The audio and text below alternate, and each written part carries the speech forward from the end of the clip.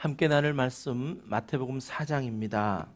마태복음 4장 23절부터 25절 세 절 말씀을 우리 함께 합독하여 읽겠습니다.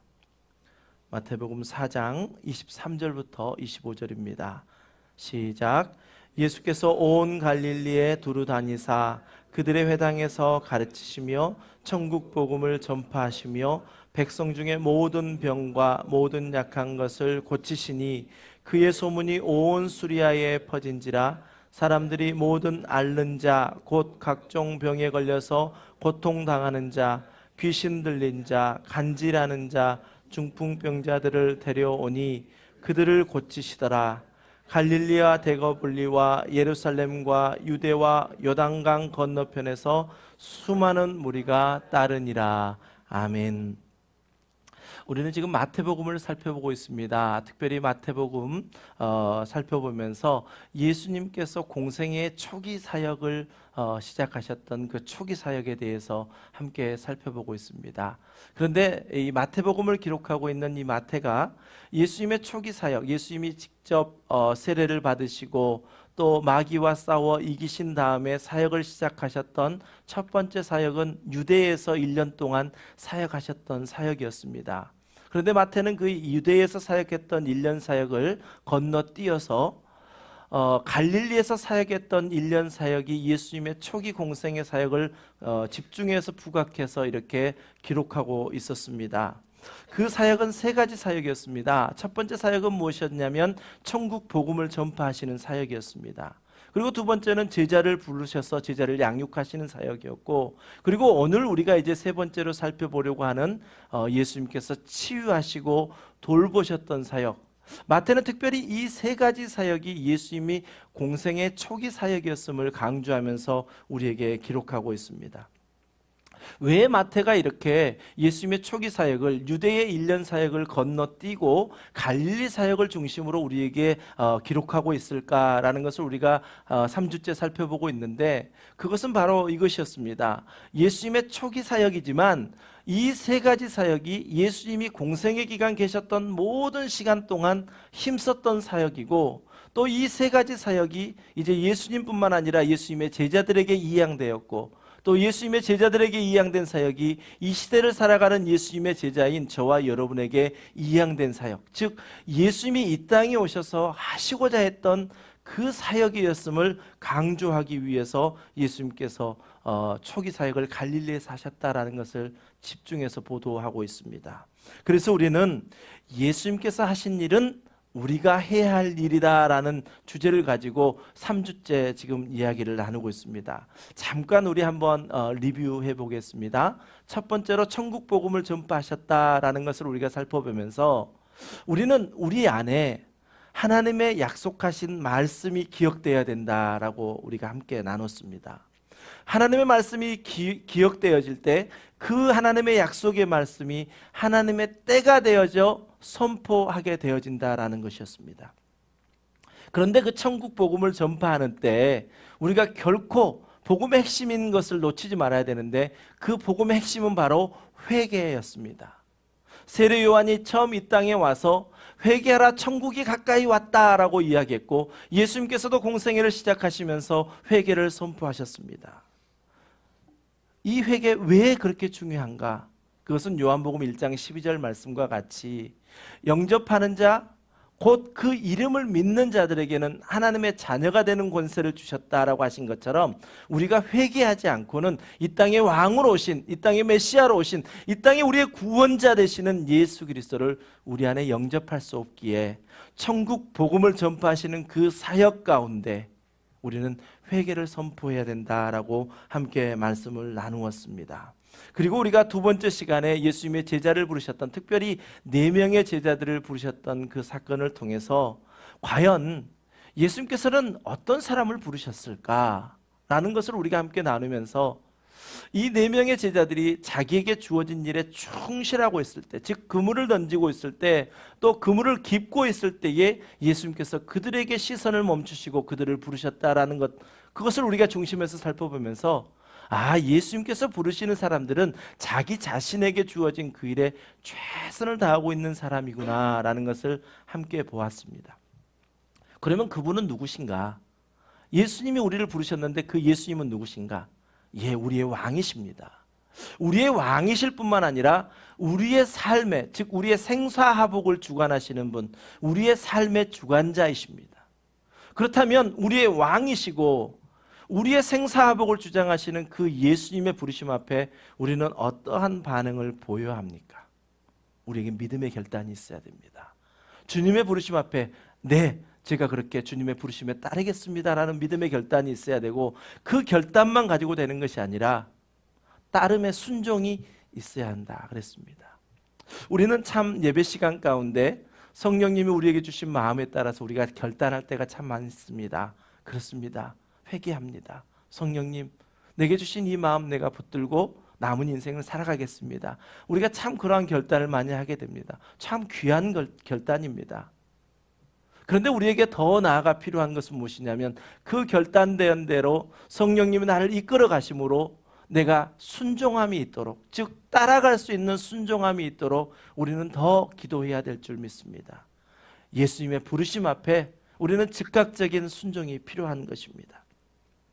우리가 교회 생활하고 신앙 생활하는 가장 큰 목적은 무엇입니까? 온전한 우리의 믿음을 갖기 위한 것입니다. 좌로나 우로나 치우치지 않고 주님이 나를 불러주셨으니 그 부르심 앞에 내가 온전한 믿음을 가지고 마지막 주님 앞에 서는 그날까지 내가 믿음을 지키고 가겠다.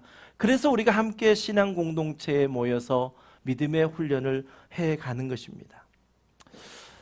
육의 눈으로 볼 때 세상에 보면 내가 조금 더 가지고 또 내가 조금 더 편하는 것, 이것이 전부인 것 같이 보일 수 있습니다. 나보다 더 많이 가진 사람을 보면 나도 저렇게 되고 싶다.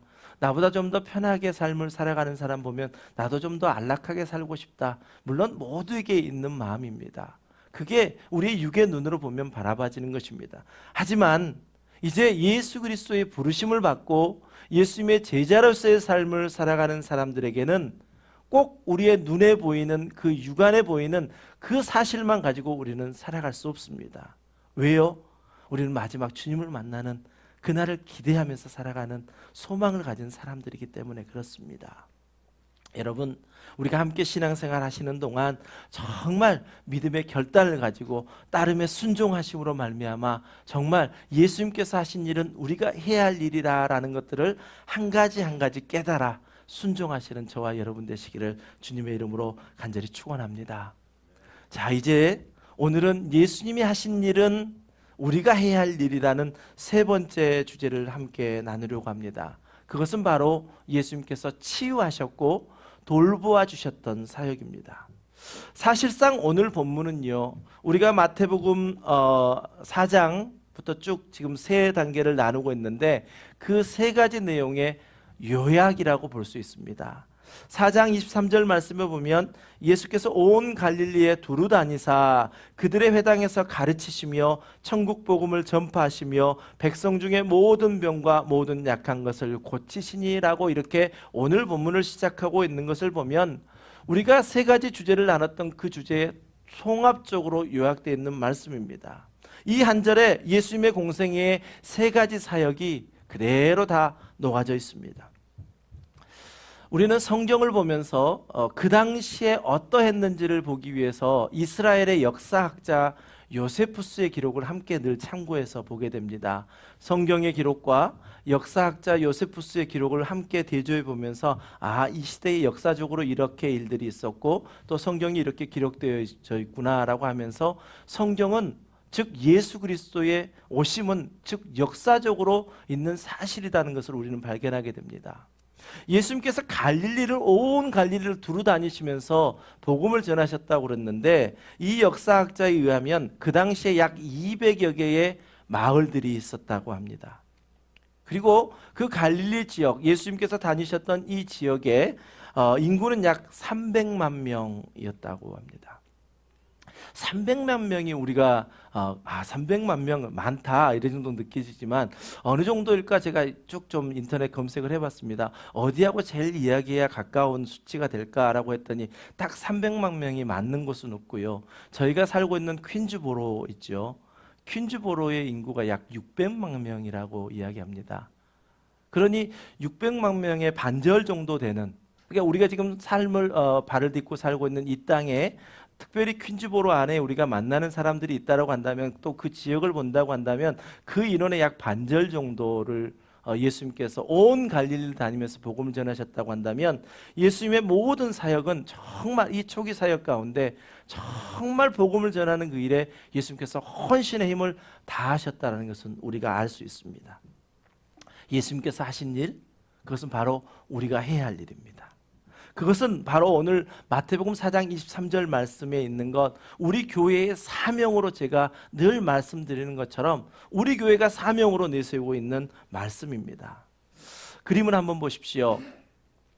우리 교회는요, 특별히 사명을 가지고 있는데 그 사명 가운데 큰 두 기둥이 있습니다. 하나는 사명이라고 하는 기둥이고요, 하나는 회복이라고 하는 기둥입니다. 즉 예수님의 치유하시고 돌보심, 그 회복이요. 제가 내년도 주보를 다시 이렇게 새로 디자인하면서 이렇게 위에, 지금 여러분은 아마 작은 글씨여서 잘 보이지 않으실 터인데 제가 이렇게 했습니다. 예수님으로 회복을 경험한 사람만이 사명의 자리에 설 수 있습니다. 그래서 우리가 예수 그리스도 안에서 모여 함께 울고 함께 웃으며 모두가 예수님의 돌봄과 치유를 경험하여 회복되기를 원합니다. 제가 이렇게 주보 내용에 기록했습니다. 그 요지는 무엇입니까? 회복된 자가 예수님의 사명의 자리에 설 수 있다는 것입니다. 저는 함께하는 교회 모든 성도님들, 또 우리 교육자들을 바라보면서 그럴 때마다 정말 한 분 한 분이 예수님의 진정한 회복을, 진정한 치유하심을 경험하기를 간절히 소원합니다.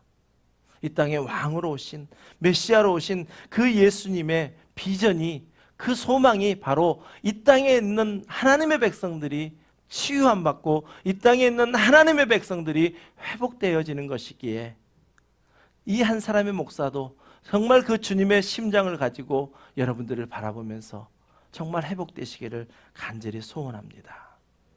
우리 다시 한번 마태복음 4장 23절 말씀을 함께 읽으면서 우리 교회가 정말 이루어내야 될 그런 사명입니다. 다시 한번 읽겠습니다. 시작. 예수께서 온 갈릴리에 두루 다니사 그들의 회당에서 가르치시며 천국 복음을 전파하시며 백성 중에 모든 병과 모든 약한 것을 고치시니. 아멘. 예수님께서 천국 복음을 전파하시고 제자들에게 가르치시고 그리고 치유하시고 돌보신 이 사역, 이 세 가지는 우리 모두가 해야 할 사역입니다. 그런데 특별히 오늘은 이 세 가지 사역 중에 마지막 사역, 돌보심의 사역, 치유하심의 사역에 조금 더 집중해 보겠습니다. 오늘 말씀에 보면 예수님께서 모든 병과 모든 약한 것을 어쩌셨다고요? 고치셨다, 고치시니라고 이야기하고 있습니다. 이 고치셨다라는 이 말씀을 우리가 원어 헬라어의 내용을 조금 더 살펴봐야 합니다. 헬라어를 우리가 굳이 다 기억할 필요는 없습니다. 그런데 본래 어떤 의미로 이 단어가 쓰여졌는지 정도는 우리가 알고 있어야 이 23절 말씀이 우리에게 훨씬 더 다가와지거든요. 이 고치셨다라고 하는 테라피온이라고 하는 단어의 본래 원형은 뭐냐면 테라피오라고 하는 그러한 원형의 동사입니다. 그런데 이 동사가 육체의 치료뿐만 아니라 영혼의 치료까지라고 하는 것을 함께 담고 있다는 것입니다. 예수님께서 온 갈릴리에 두루 다니시며 모든 병든 자, 모든 약한 자를 고치셨는데, 우리의 눈으로 고치셨다 그러면 아팠던 그 외형적인 모습이, 육체적인 외형적인 우리의 모습이 고쳐진 것만을 우리가 생각할 수 있는데, 이 본래적으로 고치셨다라고 하는 이 단어의 의미 속에는 우리의 영혼의 문제까지 함께 고치셨다라는 것이 포함되어 있다라는 것입니다. 여러분, 왜 우리가 치유받고 왜 우리가 회복돼야 됩니까? 왜 치유받고 왜 회복돼야 됩니까? 그것은 이 땅에 오신 예수님의 간절한 소망이십니다. 그렇기 때문에 우리는 치유받고 회복돼야 됩니다. 그러면 제가 다시 한번 여러분에게 이제 질문을 드리겠습니다. 우리가 예수님으로부터 회복되지 않으면 우리가 진정한 예수님의 제자가 될 수 있습니까? 될 수 있습니까? 자, 우리가 예수님으로부터 진정한 치유와 회복이 일어나지 않으면 우리는 예수님의 제자로서의 삶을 살 수 있습니까? 없습니다. 네, 없습니다. 없습니다. 잠깐 동안은 우리가 세상에서 살았던 그 열심과 그 헌신하는 마음, 또 성실한 마음으로 교회 공동체 안에서 뭔가 이루어져 가는 것들을 우리가 볼 수 있습니다. 하지만 교회는 결코 그러한 공동체가 아닙니다. 교회는 하나님 아버지를 아버지로 모시는 가족 공동체일 뿐만 아니라 특별히 교회에 대해서 강조하고 있는 에베소서 4장 4절부터 6절 말씀에 보면 몸이 하나요 성령도 한 분이시요 우리가 부르심의 한 소망을 가지고 또 주도 한 분이시요 믿음도 하나요 세례도 하나요 만유의 아버지이신 한 분이신 하나님을 믿음으로 만나게 된 믿음의 공동체이기 때문에, 즉 영적 공동체이기 때문에 우리가 세상에 살았던 그러한 열심과 성실함으로 잠깐 동안은 하나님의 일들을 이루는 것 같지만 교회는 결코 그렇게 이루어지는 것이 아니라는 것입니다. 그러니 우리가 예수 그리스도로 말미암아 진정한 치유를 경험하지 못하면 우리는 제자의 삶을 살 수가 없습니다. 그래서 여러분, 교회에 발을 디디셨다면 첫 번째 우리가 꼭 인식하셔야 될 게 있습니다. 교회는 세상과 다르다. 다른데 그냥 다른 것이 아니라 완전히 다르다. 하늘과 땅 차이로 다르다. 이렇게 우리가 인식해야 된다는 것입니다. 물론 지금 보여지는 교회의 모습이 그렇지 못한 모습이 참 많습니다. 그렇다고 하더라도 우리가 교회가 세상과 비슷하다, 세상과 뭐 다를 게 뭐가 있느냐, 운영되어지는 거 보니까 똑같네, 이렇게 우리가 교회를 치부할 것이 아니라 우리 마음속에 교회는 세상과 다른 곳이야. 교회는 분명히 세상에 영향력을 줄 수 있는 기관이거든요.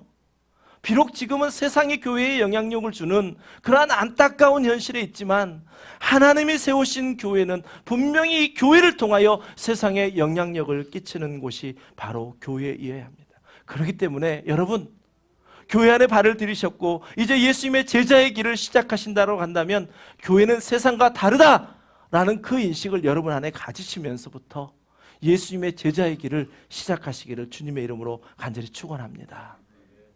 예수님께서는 이 땅에 오셔서 제자들을 부르셔서 하나님의 일을 가르치시며 천국 복음을 전파하게 하셨습니다.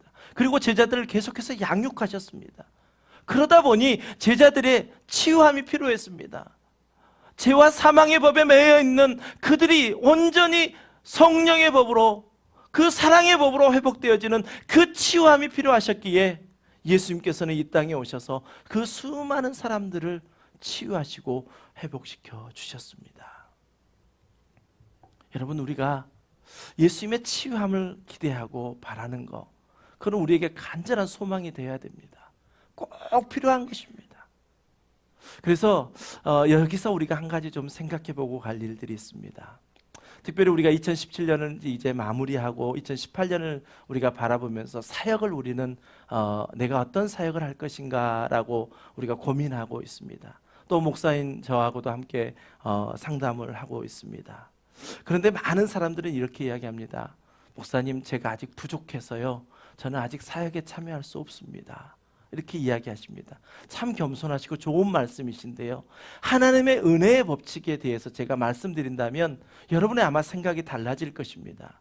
하나님의 은혜의 법칙은요, 우리가 생각하는 것처럼 내가 어떤 은혜를 받았는데 그 은혜를 내가 꼭 가지고 킵하고 내가 혼자 그것을 묵상하면서 그것을 키워나가면 내 안에 은혜가 커질 것 같은데요, 하나님의 은혜의 법칙은 결코 그렇지 않습니다. 하나님의 은혜의 법칙은요, 우리가 받은 그 은혜대로 흘려보낼 때에 하나님의 은혜는 더욱더 풍성해지는 것이 하나님의 은혜의 법칙입니다. 우리가 주일학교 신앙생활할 때 배웠던 찬양 중에 이러한 찬양 있잖아요. 사랑은 참으로 버리는 것, 사랑은 참으로 베푸는 것, 섬기는 것. 계속 우리가 고백했죠. 이상하다 동전 한 입 움켜잡으면 없어지고 쓰고 빌려주면 풍성해져 땅 위에 가득하네. 하고 찬양 우리가 계속 했잖아요. 하나님의 은혜의 법칙은 바로 그것입니다. 우리에게 받은 그 은혜가 있다면 그 은혜를 가지고 흘려보내는 것입니다.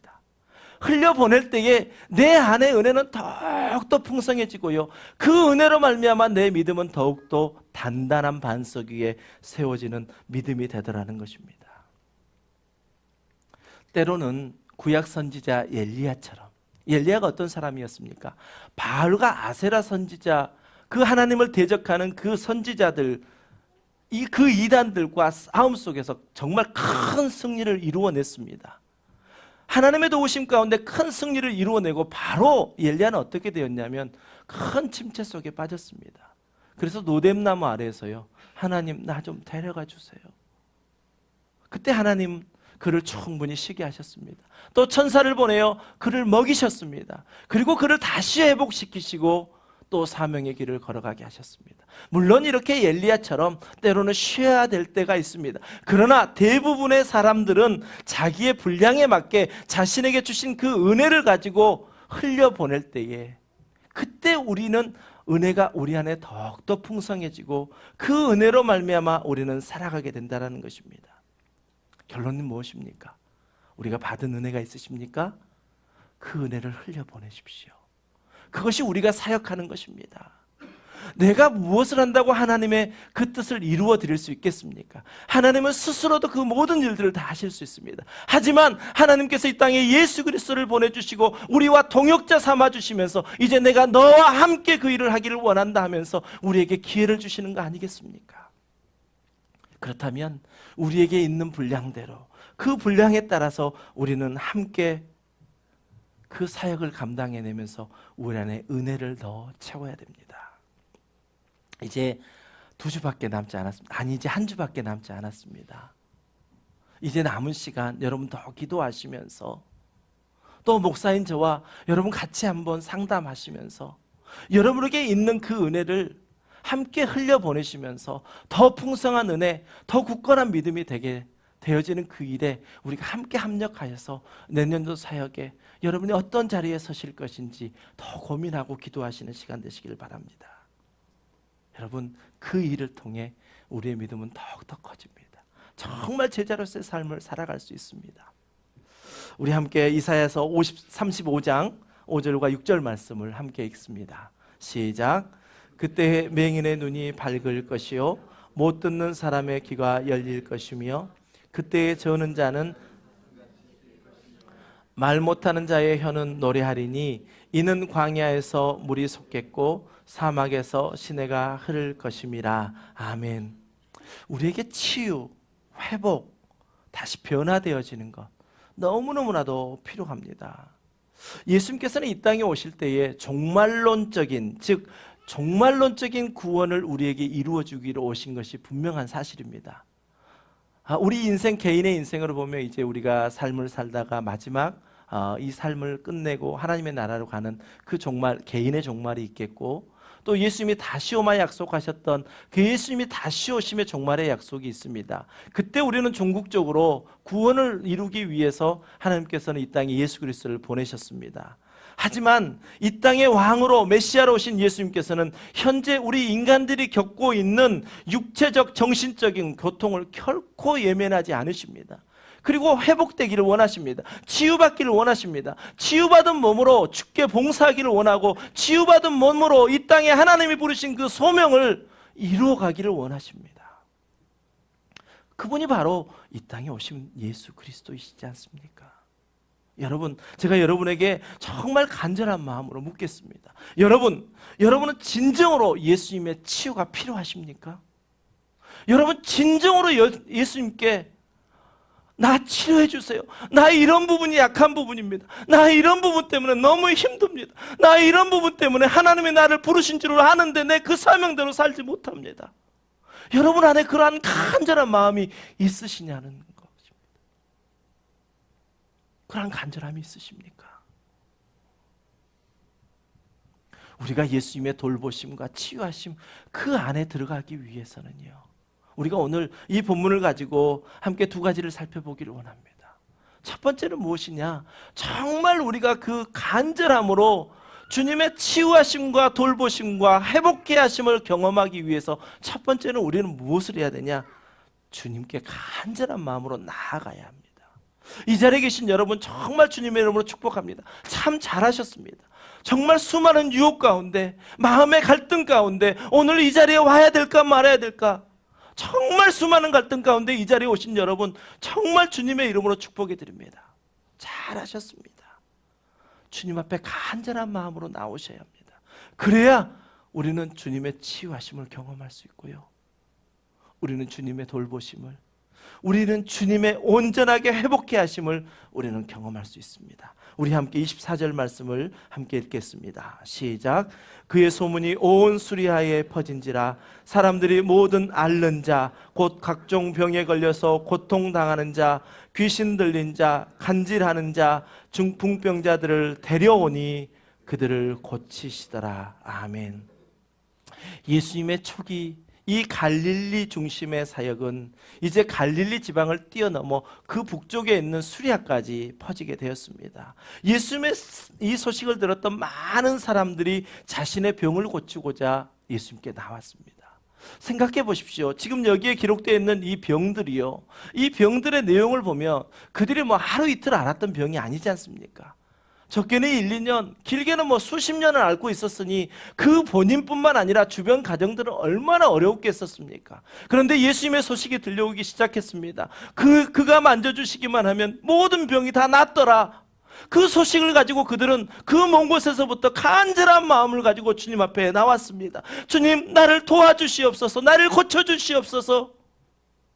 주님은 그 모든 자를 데려오니, 즉 주님 앞에 나오니 주님은 그들을 다 고쳐주셨다.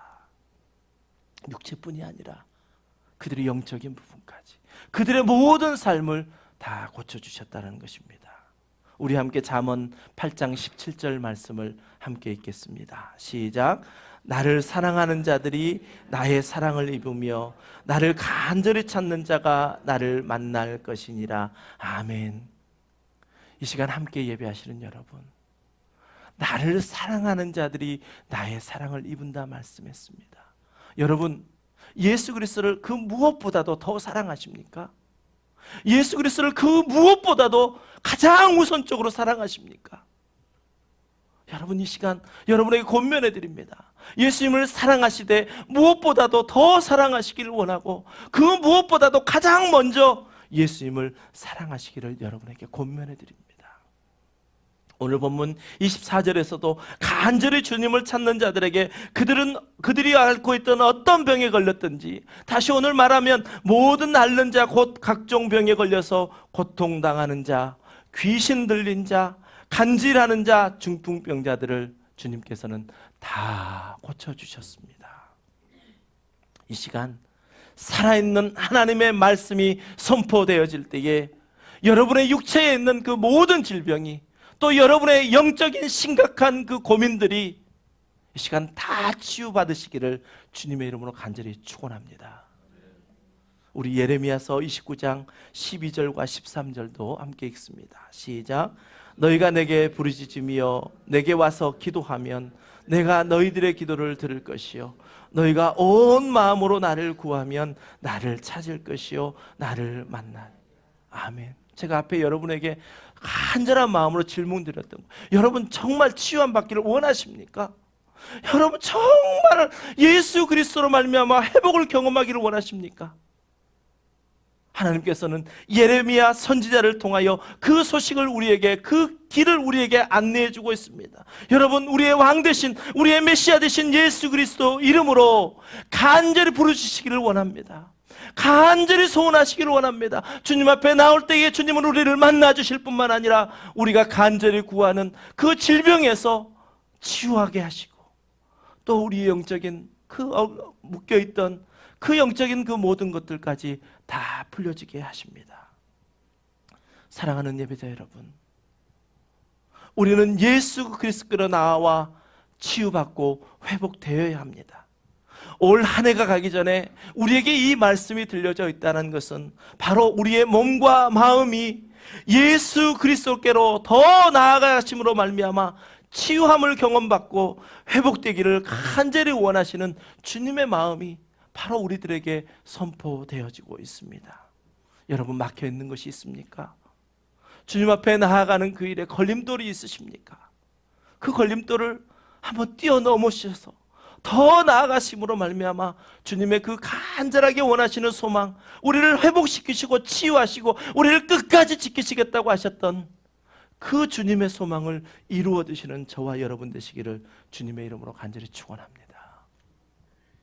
두 번째, 여러분 치유와 돌봄을 경험하셨습니까? 그러면 여러분 이제 예수 그리스도를 따르십시오. 저는 이 시간 확신하는 것이 있습니다. 참으로 오랜만에 예배를 드리신 분도 계실 거고 또 매주일 함께 예배 드리신 분도 계실 것입니다. 그런데 제가 확신하는 것이 한 가지 있습니다. 이 자리에 계신 여러분 한 분도 예외 없이요, 여러분들은 다 예수님의 치유하심과 돌보심을 다 경험하신 분들이십니다. 제가 왜 이렇게 확신할 수 있느냐? 그렇지 않다면 여러분 이 시간에 이 자리에 앉아있지 않으십니다. 다른 곳에 있을 수 있는 그 수많은 일들이 있는데 주님의 치유하심과 돌보심을 경험한 경험이 있기에 이 자리에 나와 주님을 찬양하고자 하는 것입니다. 단지 나의 습관이, 나의 형편이 늘 그렇지 못하여 주님 앞에 나오지 못하였을 뿐이지 우리는 늘 치유함과 돌보심을 경험했다는 것입니다. 우리 25절 말씀입니다. 함께 읽습니다. 시작. 갈릴리와 데가볼리와 예루살렘과 유대와 요단강 건너편에서 수많은 무리가 따르니라. 아멘. 예수님의 소문이 이제 점점 더 확장되어져 갔습니다. 이것이 복음의 확장성입니다.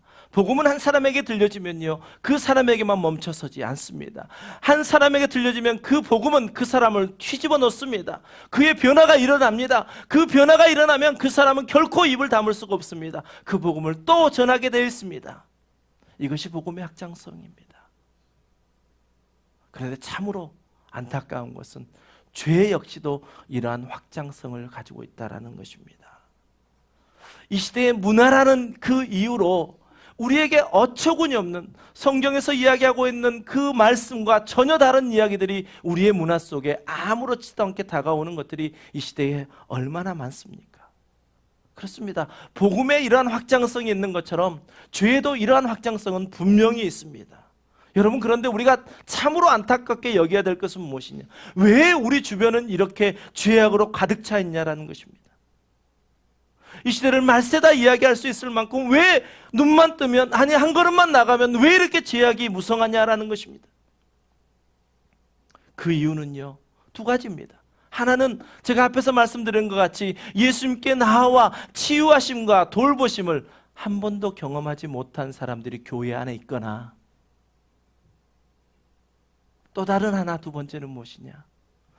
예수님의 치유하심과 돌보심을 경험했음에도 불구하고 예수님을 여전히 따르고 있지 않는 사람들이 교회 안에 무수히 많기 때문에 이 세상은 점점 더 악해져만 가고 있는 것입니다.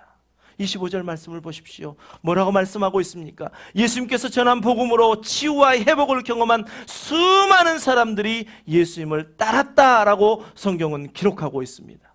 여러분, 분명히 제가 말씀드렸죠. 여러분 치유함을 경험하신 분들입니다. 회복함을 경험하신 분들입니다.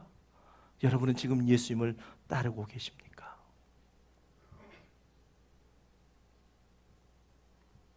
성경 누가복음 17장에 보면 예수님께 나와 치유함 받았던 10명의 나병 환자의 이야기가 나옵니다.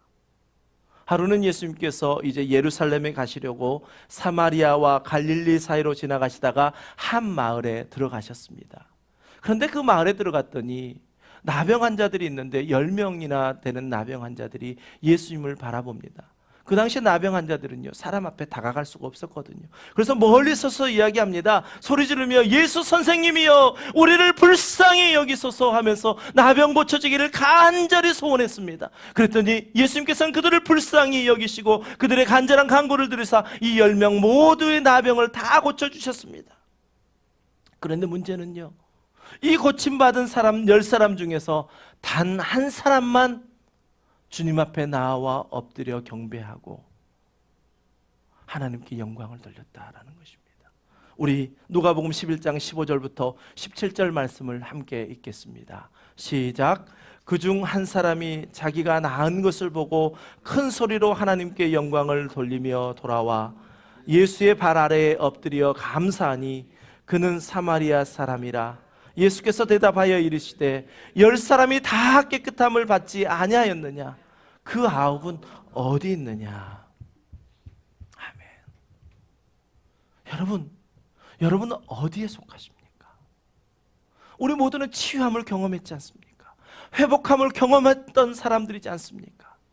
그런데 오늘 9의 그 나병을 고침받았던 사람처럼 어디 간 데 없고 오직 한 사람만 주님 앞에 나와 하나님께 영광을 돌렸습니다.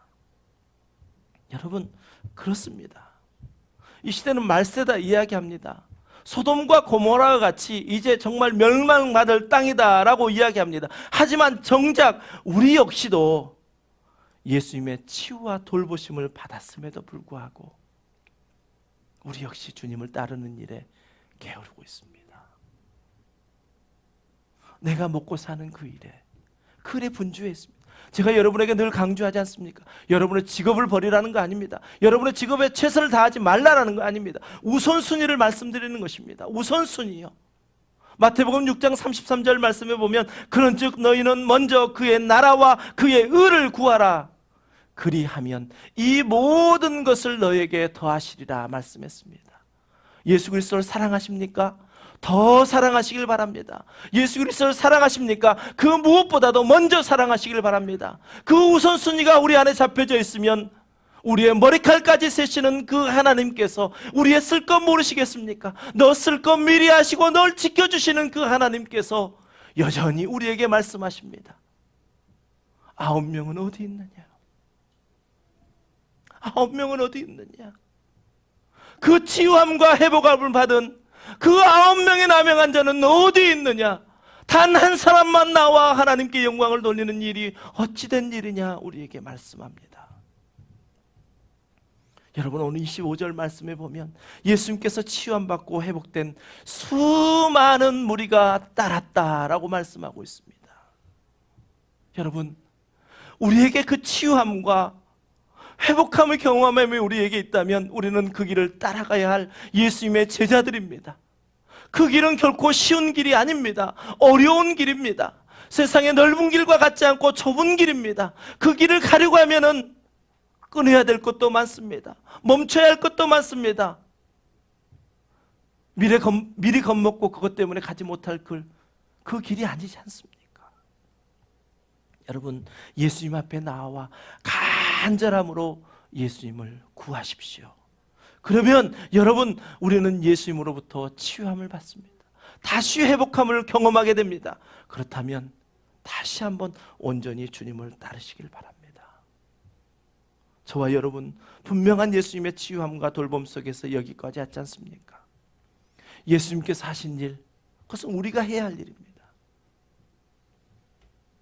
이 땅을 살아가시는 동안 거저왔다 거저가는 인생 되시겠습니까? 아니요. 분명히 주님의 부르심이 있었기에 이 자리에 우리는 함께 모였습니다. 그렇다면 분명히 우리를 부르신 하나님께서는 우리 각자에게 사명을 주셨습니다. 그 사명을 이루는 그 일, 그것이 바로 천국 복음을 전파하는 일이고, 그 일이 바로 나 한 사람이 더욱더 변화되고 성숙되어 또 다른 제자에게 복음을 전할 수 있는, 그리고 그 모든 이들이 예수 그리스도로 말미암아 치유함 받고 돌봄을 받고 또 회복됨으로 다시 사명 자리에 서는 것, 그것이 바로 우리를 향하신 하나님의 뜻입니다.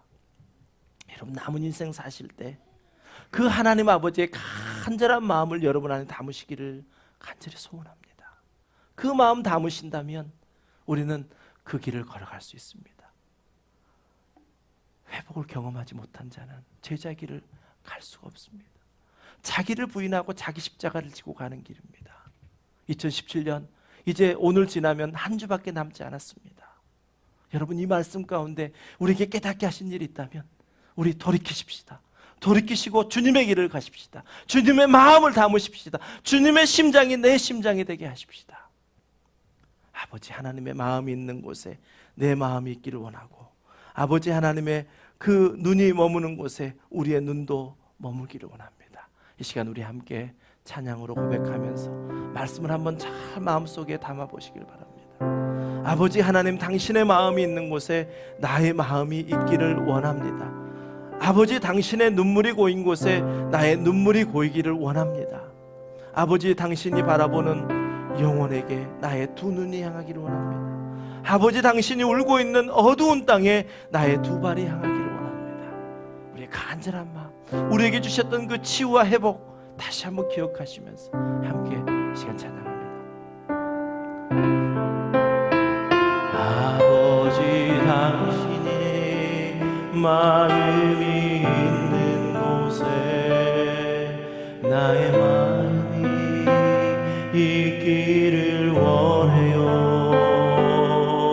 아버지, 당신의 눈물이 고인 곳에 나의 눈물이 고이길 원해요. 아버지, 당신이 바라보는 영혼에게 나의 두 눈이 향하길 원해요. 아버지, 당신이 울고 있는 어두운 땅에 나의 두 발이 향하길 원해요. 나의 마음이 아버지의 마음 알아.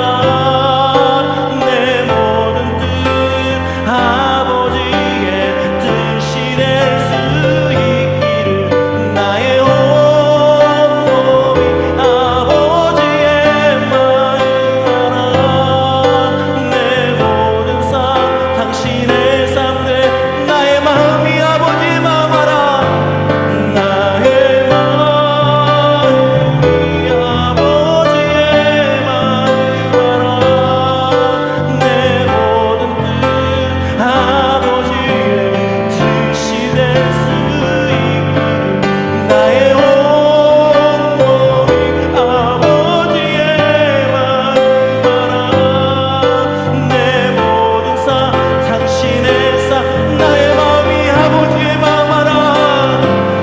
나의 아버지 하나님의 마음은 우리가 치유받는 것입니다. 아버지 하나님의 마음은 우리가 회복되는 것입니다. 그래서 회복된 자로 사명의 자리에 서는 것이 아버지 하나님의 마음입니다. 이 길은 나의 온몸이 아버지의 마음 알아. 내 모든 삶 이 시간 우리 다시 한번 통성으로 기도하실 때요, 아버지 하나님, 나를 이미 치유하셨고 나를 이미 회복하셨는데 여전히 나는 주님을 따르지 못하였습니다. 이 시간 함께 통성으로 기도합니다. 아버지 하나님, 아버지 하나님이 이 세상이 악해진다라고 우리는 늘 이야기하면서도 나는 돌아보지 못하였습니다.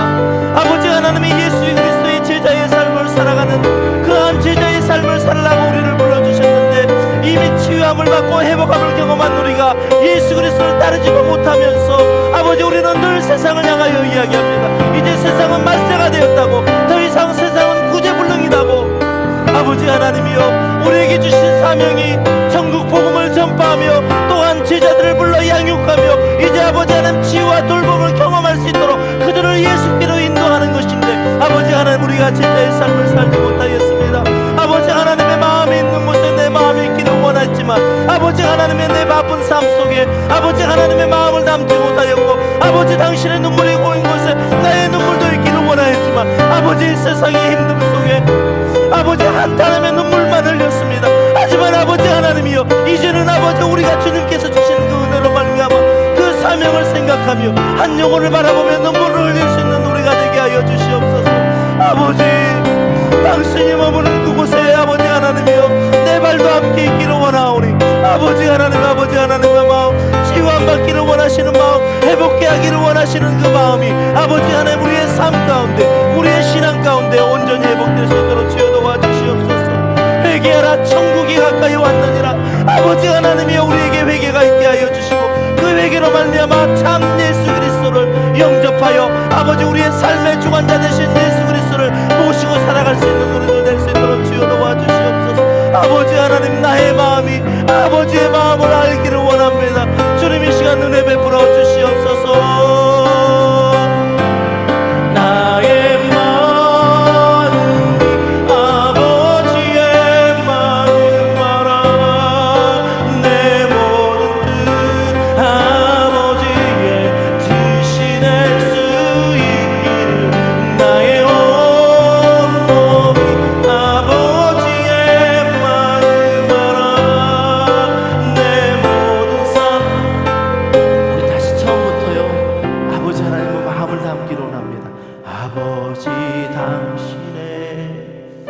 마음이 있는 곳에 나의 마음이 있기. 여러분의 간절한 고백이 되길 원합니다. 아버지, 당신의 눈물이 고인 곳에 나의 눈물이 고이길 원해요. 아버지, 당신이 바라보는 영혼에게 나의 눈물이 향하길 원해요. 아버지, 당신이 울고 힘든 어두운 땅에 나의 두 발이 향한 우리에게 주신 사명을 생각하며 나의 마음이 아버지의 마음 알아. 내 모든 뜻 아버지의 뜻이 될 수 있기를 나의 온몸이 아버지의 마음 알아. 내 모든 삶 당신의 삶 내 나의 마음이 아버지의 마음 알아. 나의 마음이 아버지의 마음 알아. 내 모든 뜻 아버지의 뜻이 될 수 있기를 나의 온몸이 아버지의 마음 알아. 내 모든 삶 당신의 삶 되기를. 사랑의 아버지 하나님, 아버지 하나님의 마음을 담기를 원합니다. 그 뜨거운 심장이 나의 심장이 되기를 원합니다. 우리 모두에게 이미 치유함과 회복함을 주셨는데 아버지, 우리의 삶이 정말 주님을 따르지 못하였습니다. 이 시간 용서하여 주시옵소서. 이미 주셨던 그 은혜를 기억하게 하시니 감사합니다. 기억하신 그 은혜대로 아버지 하나님이여 삶을 살아내게 하여 주시옵소서. 자기를 부인하는 일이 결코 쉽지 않지만 아버지 하나님 힘주시면 능히 감당할 줄 믿습니다. 자기를 부인하고 온전히 내게 주신 그 십자가 붙들고 나아가는 사명자로 서게 하여 주시옵소서. 감사드리며 예수님 이름으로 간절히 기도드리옵나이다. 아멘. 우리 함께 자리에 일어나셔서 우리 입술로 마지막으로 선포합니다. 우리는 주의 움직이는 교회입니다. 교회들에게 주시는 주님의 성령의 권능이 함께 하시기를 원합니다.